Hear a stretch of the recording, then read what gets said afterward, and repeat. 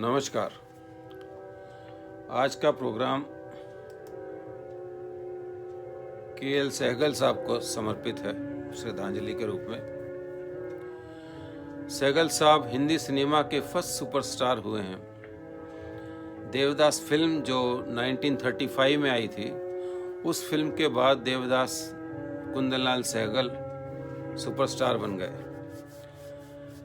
इनका जन्म 1904 में हुआ था और 43 इयर्स की अल्प आयु में ही 47 में ही देश को आज़ादी मिलने से पहले ही इनका देहांत हो गया था।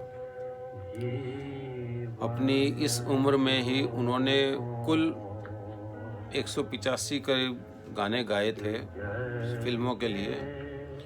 उसमें से कोई 170 गाने ही उपलब्ध हैं रिकॉर्ड्स में, बाकी सब पुराने थे तो खराब हो गए होंगे, डिस्ट्रॉय हो गए। सहगल साहब की आवाज़ दोबारा उस तरह से कोई आवाज़ हुई ही नहीं।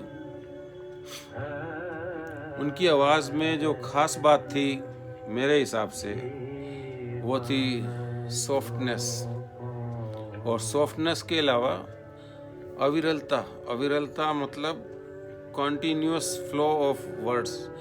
बीच में गैप नहीं लगता था, एक से आगे मिलते चले जाते थे शब्द, रुकती नहीं थी आवाज़ उनके।